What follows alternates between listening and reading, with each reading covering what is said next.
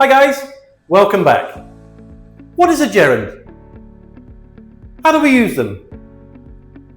What do we use them for? Is it gerund or gerund? Follow me, let's find out.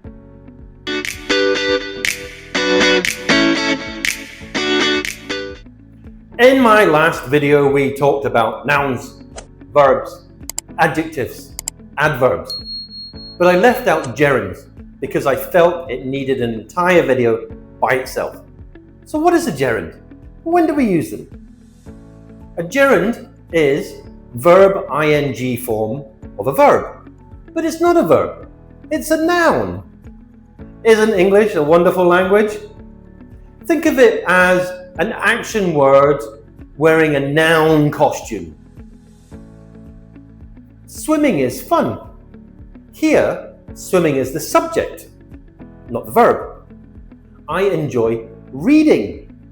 Here, reading is the object. So, gerunds, verb ing format, functioning as a noun. Confusing? Yes. Do we need to use them? All the time. Forming gerunds. You take the base form of a verb, you add ing. But just like a good haircut, we'll not go there. You've got to be mindful of the details. Some quick rules. Just adding ing can be the simplest form. Play, playing. We drop the E if there is one. Make, making. We double the final consonant in short vowel endings. Stop, stopping. Why and when do we use gerunds? So why do we even use them? Well, think of it as a way to turn actions into things, verbs into nouns. In English, a sentence often needs a noun to act like the subject or the object. But sometimes the idea you want to talk about is an action, like swimming, dancing, studying. That's where we use gerunds. Let's break it down a little bit more. Reason 1, making actions into subjects. We can't say swim is fun. We can say swimming is fun. Here, swimming is the subject of the sentence, but it's clearly about the action to swim. Reason 2, talking about activities as ideas. A gerund lets you treat an activity as a concept rather than something someone is doing right now. Reading helps me relax. Reading is not described as what you're doing right now in this moment. It's the general idea of reading. Reading helps me relax. Reason 3, after certain verbs. Some verbs are naturally followed by another verb in the ing form, not the infinitive. We did a video on that. Check the link down below. This is just part of the English grammar patterns. I enjoy swimming. Enjoy is always followed by a gerund. Never enjoy to swim. She suggested going to the park. Suggest also requires a gerund. Reason 4, after prepositions. When you have a verb after a preposition, it must be in gerund form.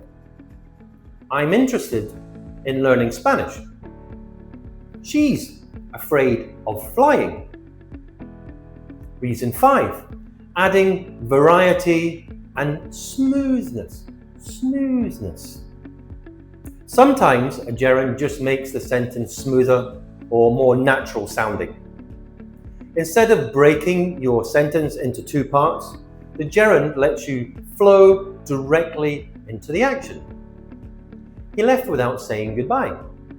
It feels more natural than he left and did not say goodbye. He left without saying goodbye. So, gerunds let us package actions into neat little nouns. That's why you see them as subjects, objects, after certain verbs, after prepositions, and sometimes just to make a sentence sound smoother and more natural. Gerund versus participle. A quick distinction. Now, you might notice that ing form can also act like adjectives or even verbs in progressive tenses. That's when they're called participles, not gerunds. But don't sweat it. It's more about function, not form. Let's look at them side by side. Gerund. Running relaxes me. Participle. The running water is cold. Do you see the different uses there? We're still using running, but not as a verb. First one is a gerund. Running relaxes me. The second one is a participle, an adjective. The running water is cold. It gives more information about water. Common verbs followed by gerunds. Here's a quick cheat sheet. These verbs are almost always followed by gerunds. Enjoy, consider, avoid, suggest, imagine. I enjoy watching comedies. She avoided eating junk food. So that's the end of our gerund video. Short little video today, but I felt it needed a video all by itself, unlike the noun, verb, adjective, adverb video that we did last week. Tell me what you think. Do you understand? They are complicated, so don't worry about them. Don't think about the word gerund too much. Just think of it as verb ing functioning as a noun. A little package, a noun for the action. So let me know what you thought down in the comments below. Let me know what kind of video you would like me to make next. I have a video coming up on vocabulary about different types of shoes, which is going to be very interesting to make. So let me know what you thought. Comment, subscribe, like. Thank you for watching to the end. Watch this video to see our noun, verb, adjective, adverb video. And I'll see you next time. Thank you guys.